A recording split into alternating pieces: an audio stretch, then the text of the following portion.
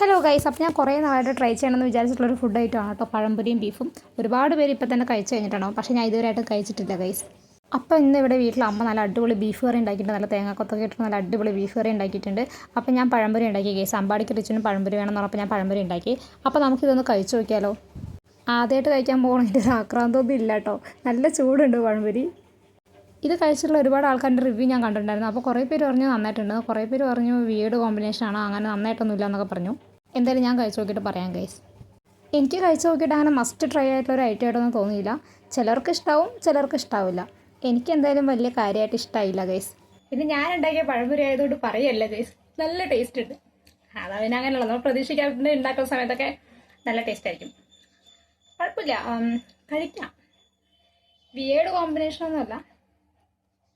എല്ലാവർക്കും ഈ ഒരു ടേസ്റ്റ് ഇഷ്ടമാണെന്നില്ല, കാരണം പഴംപൊരി കുറച്ച് മധുരമാണ്, ബീഫ് നല്ല എരിവാണ്. ആ ഒരു കോമ്പിനേഷൻ എല്ലാവർക്കും ഇഷ്ടമാണെന്നില്ല. കുഴപ്പമില്ല ഗൈസ്, 2-3 ബൈറ്റൊക്കെ കഴിക്കാം. അപ്പോൾ എൻ്റെ വീഡിയോ ഇത്രയുള്ള എല്ലാവർക്കും ഇഷ്ടപ്പെട്ടിട്ടുണ്ടെങ്കിൽ ലൈക്ക് ചെയ്യുക, ഷെയർ ചെയ്യുക, സബ്സ്ക്രൈബ് ചെയ്യുക.